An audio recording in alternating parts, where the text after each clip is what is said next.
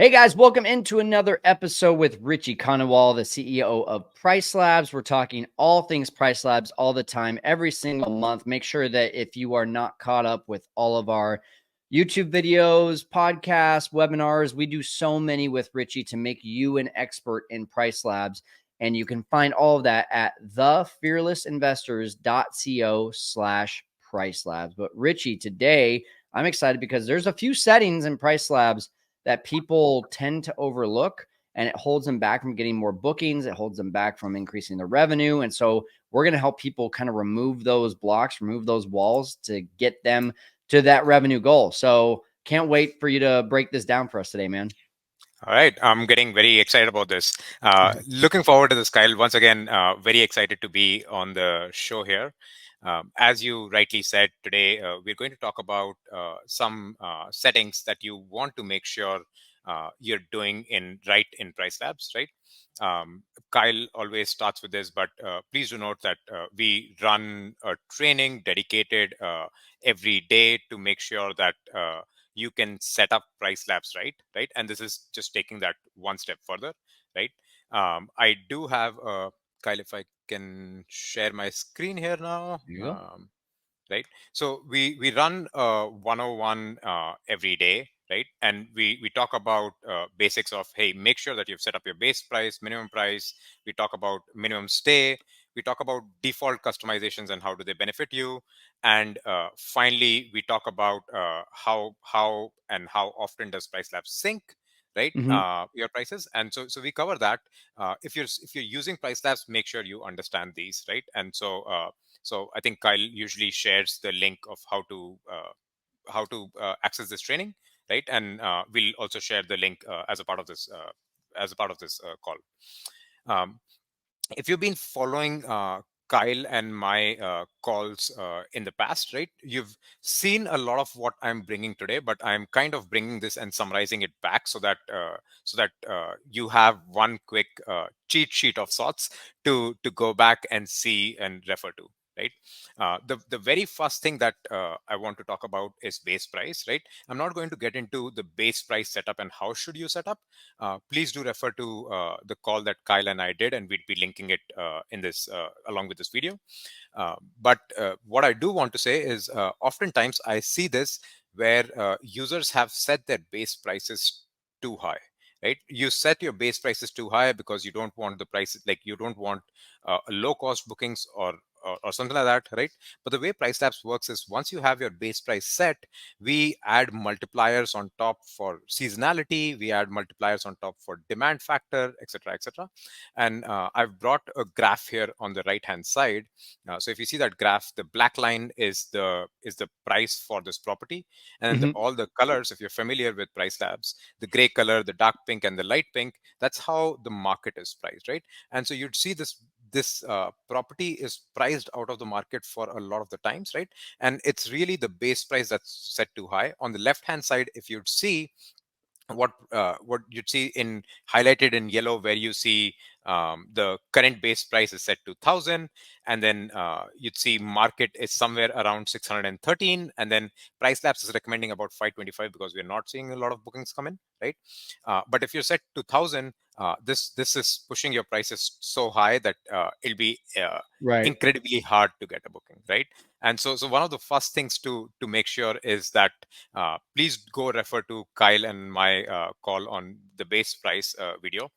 We'll also link some documentation around setting up your base price, right? But make sure you're setting up your base price well, and definitely not too high, right? I'd rather go a little bit conservative on base price than go too high on the base price. Kyle, your Absolutely. thoughts? No, yeah, absolutely. I mean, that's my practice as well, is, especially if you've got a new listing, just getting really conservative with that base price, conservative with the minimum price to where you're going to be comfortable. But, as you start to see some results, right? Like that's when you can start having some fun with it and maybe boosting up those prices. Thank you. The next thing, and you teed it up, is the minimum price. Thanks, Kyle. Right. So this is the second thing that we see most commonly happen, where sometimes the minimum price is set so high, where Mm. if you see the right side of the calendar, all the dates, if you see right in the center of each cell, it says 500, 500, 500 for most dates. That's because the minimum price on the left hand side, if you'd see, is set to 500. That minimum price is set to 500. Our prices are never going to go below 500. And what happens here is that you're not able to take advantage of true dynamic pricing. I have a few different screens from PriceLabs, so please don't get confused as to why don't I see this specific screen in Mm-hmm. PriceLabs, right? But I've like taken small snapshots of places from various things in PriceLabs, right? But at the bottom of where you see that configure prices, you see that chart. That chart comes from our neighborhood data chart, right? And there, what you're saying is the market, again, gray, pink, light pink, how the market is priced. And you see that black flat line, that's your price, or that's this user's price, right? Now it's flatlined because it's bottoming at 500. If we had more room to play with, we could have gone down, right? And so make sure that you're setting that lower limit well as well. And of course, it's your home and you want to be conservative about what the minimum you want to be, right? But do take into account where the market is at as well. You may, like, if you're setting it at 500, but there are properties in market available at 300 or 400, those properties likely may go first, right? And that's okay. But if your goal is also to drive occupancy, make sure you set up your minimum well as well. Kyle, you're a practitioner on this. What are your thoughts? How are you setting up your minimum prices?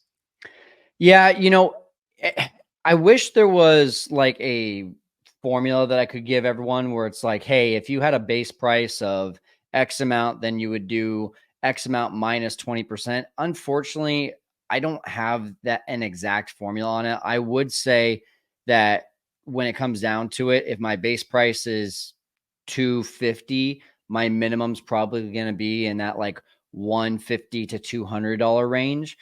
And I think that just comes down to, right, like, what is your comfort level? If someone Yeah, were to book the very minimum price, would you still be happy about that? Or would you be like, ah, crap, I didn't want that, right? And that's really the fair. gauge there is what's the lowest that you'll go. So for me, even in saying that, Richie, one thing that I practice is we'll do a minimum price that we're like, hey, if we even got this as a minimum price, we'd be pretty happy about that booking. But then and one of the practices that our team does is if it's not booked in the next 10 days, our team goes in and applies another discount that goes about 10% below that minimum. Minimum And value. we override that minimum by doing a manual application for that. So that's where our true minimum is, right? When we actually look at our minimum Got price, it. it comes down to the next 7 to 10 days is our true minimum.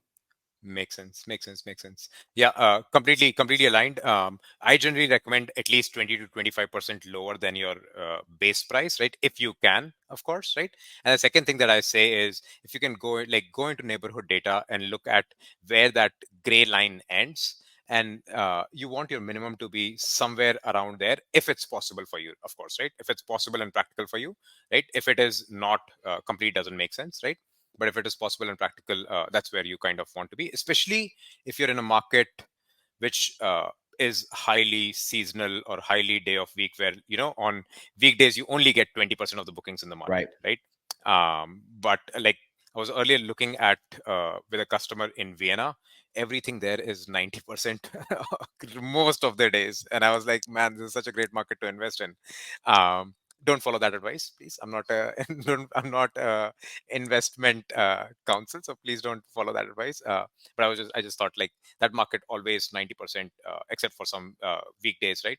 But if your market is like weekdays at 20% and weekends at 90% or 70%, 80%, right? Those weekdays, in order to book, you may want to lower that minimum, of course, if you can. Absolutely. Well, and a lot of people right now, Richie, might be saying, well, hey, that's all fine and good, but how do I know what's too high? How do I know what's too low? And that's what we're going to be talking about next time.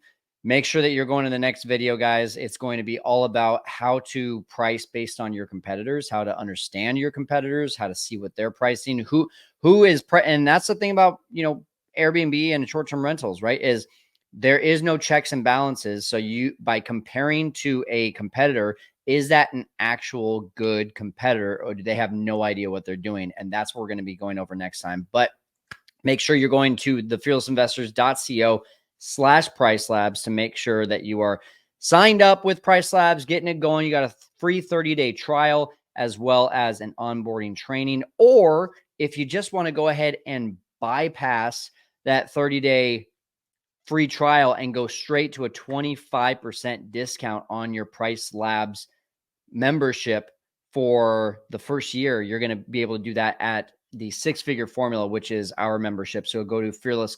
thefearlessinvestors.co/6FF to get started on that. That's just $49 a month. And if you have about 5 listings with PriceLabs, you're saving about $49 a month just by doing that. So pretty awesome. Richie, I can't wait to talk about competitors with you next. Thanks so much, man.